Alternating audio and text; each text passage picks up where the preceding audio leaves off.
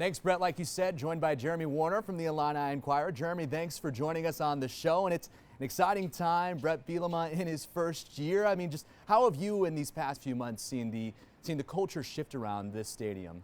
Well, I just think it's exciting to have a new coach. Anytime you bring in a new coach, whether it's Lovie Smith, whether it's Ron Zook, whether it's Brett Bielema, I think there's always excitement about what the potential of the season could be. But what I think is really interesting is Brett Bielema comes with a lot of credibility in this conference, right? The Big Ten, he had so much success at Wisconsin.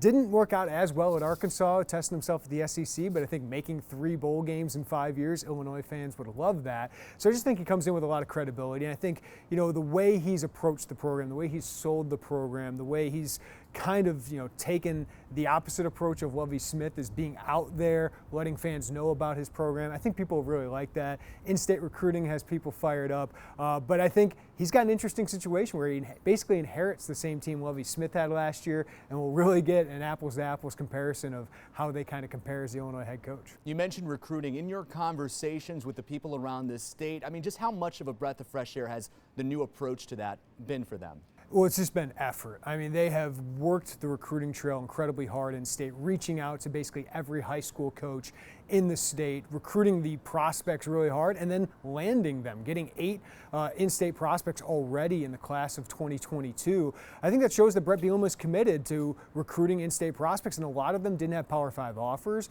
but they are top 30 prospects in the state. I think that's where Illinois can really do well, is recruiting those prospects 10 through 30 in the state, you know, developing them. They all want to be here, and being a foundation of the program. And to be honest with you, Lovie Smith did that really well year 1, and you look back at that class, that was his best class. Alex Palczewski, Vidarian Lowe, Ricky Smalling, Kendrick Green, all were in that class. And then Lovie Smith kind of pivoted, went to Texas more, Florida more. And while you obviously are good prospects there, I think it's easier to get the kids closer to home. Now can he get the top 10 prospects in state? I think that's where he's got to show. But I think he's hit the ground running in state, and high school coaches and prospects have taken notice. Now to the team on the field right now. I mean, we just heard that great story about Reggie Love and his background. One of the 4 guys in the room who may have some mighty touches this year. What do you think about how many guys are in there and what they can do with, I mean, 4 really good running backs? Yeah, I think running back is a position you feel like we need every position to be this good, because not only do you have talent there. I mean, Chase Brown might have went under the radar because it wasn't a great season for Illinois, but he's an All-Big Ten third-team guy last year. If you go out to a full season, he would have had 800-plus yards, and you know, really didn't get carries the first couple games. So I think he's a legit #1 Big Ten running back that would start on a lot of teams here. And then you got a couple other guys that if Chase Brown can't go for whatever reason, Reggie Love, they're very high on, was a top 500 prospect. Wisconsin wanted him a lot, and this staff is really high on him. But then you added even more depth with Chase Hayden, a guy who knows Brett Bielema, produced in the SEC his first couple years under, his first year especially under Bielema. So he adds some experience and some talent there. And then to get Mike Epstein back was a huge bonus for them.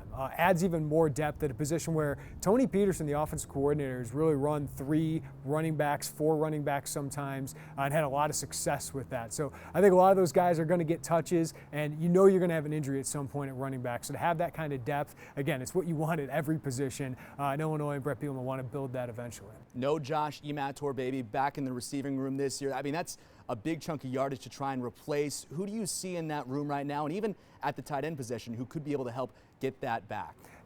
George McDonald has completely remodeled this receiver room. There are 9 guys in that position group that weren't there at the end of January. So I think the guys to know, we know a couple of them. Donnie Navarro, I think, is going to play a bigger role this year than he did last year. I call him a craftsman. He's not the biggest, fastest, or strongest, but he finds a way to get open. I think he'll find a way to be productive.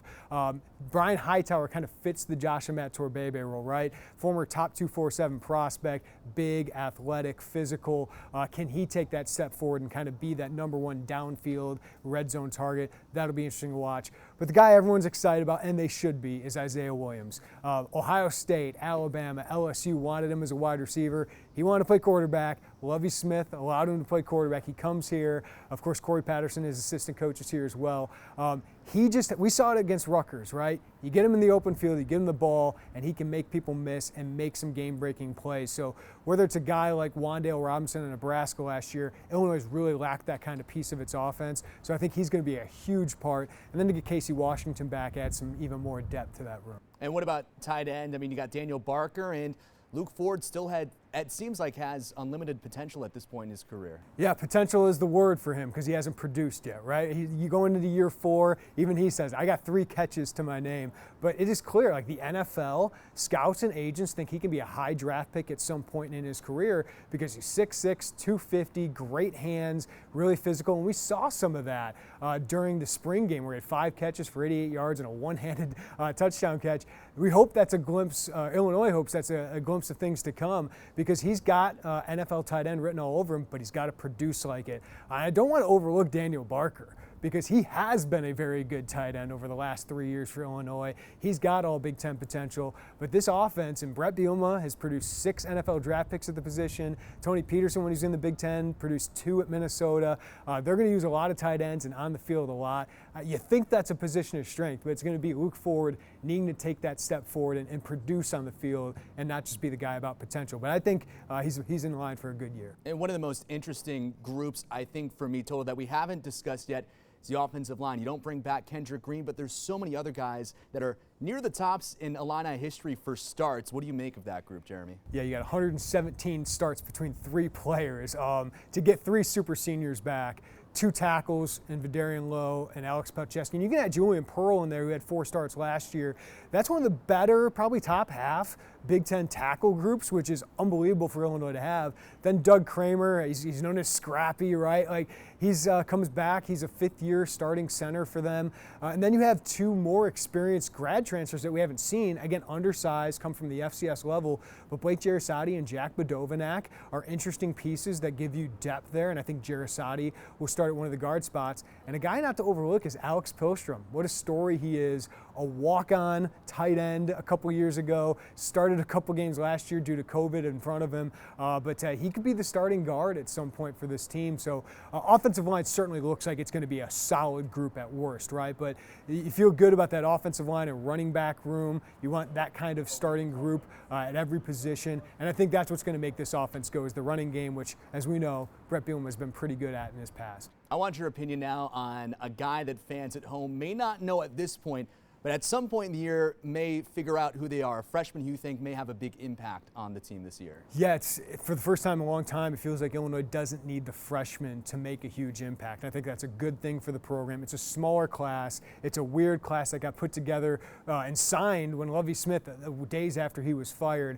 But one guy that Brett Bielema added at a big position of need that I think Illini fans should know is Keontae Curry. 6'1", 190 pounds, comes from Florida, was a late addition to the class. But they need some depth at cornerback behind Tony Adams and Devin Witherspoon. And a lot of the guys that they have in the class, Kenoto Hudson did a really good job recruiting DBs out of Florida. But I think Keontae Curry physically, athletically, is built to potentially make an impact right away. So he's one to watch. I think won't start this year, but potential to make an impact in that depth room at cornerback. And I think we got to know, like, Brett Bielema added him for a reason, right? So he's one of the few guys in that class that Bielema brought in. All right, Jeremy, what are your thoughts on the season? What is your prediction for how this year will go for the Illini? I think Brett Bielema is walking into a situation where he can be competitive right away. And that's the word I think I'll use about this team is I think they should be really competitive in a Big Ten West, that the bottom half, I think there's room to grow there. I think they can pass a team like Purdue or Nebraska. We'll see how good Minnesota is this year. But you also have Maryland and Rutgers both at home, crossover games that I think are potential winners. But we also got to know all these guys that are coming back, they were 2-6 last year, right? They've lost 9 of their last 11 games dating back to 2019. So they do have to prove it on the field. So I think this team will be in bowl contention. I struggle to pick them to win. I think UTSA is a game that Illini fans shouldn't overlook because they're a pretty good team in week 2 that Illinois will be playing. But I see this as a 5-win team. But I can tell you, I think there's a huge range that this team could have from 3 wins, having a really disappointing season, to could they be the surprise of the Big Ten West like Minnesota was a couple years ago and get to that 8-win kind of range? They could because the schedule provides it, but there's not a ton of NFL sure draft picks on this team, but there certainly is a lot of experience. I just think we're going to really see how much of an impact a coaching staff and scheme changes can have on a team. And the other thing, they got to get better quarterback play. Quarterback play has been an issue for Illinois a long time, so Brandon Peters really has to step up for them to take a step forward. So where does that leave you on record? 5-7. I think it's a 5-7 team, but again, like that could be 4-8. I think 3.5 for the over/under in Vegas is low. I would set it at 4.5 to get some more action on it, but I would go over even 4.5. But so I'm higher on them than most people, and I think this team can make a bowl. I think Illini fans should have that expectation, and maybe they should be hoping for that. But I still think you got to prove it on the field because there are some flaws on this team, right? Quarterback, wide receiver, secondary is a little thin, defensive line still got some question marks there. So I think it should be a really competitive team. I think it should be one that's fun to watch on Saturdays. All right, he's Jeremy Werner from the Illini Inquirer. Jeremy, thank you so much for your insight. We appreciate it. You can check out even more insight all season long on IlliniInquirer.com. Thanks, Jeremy.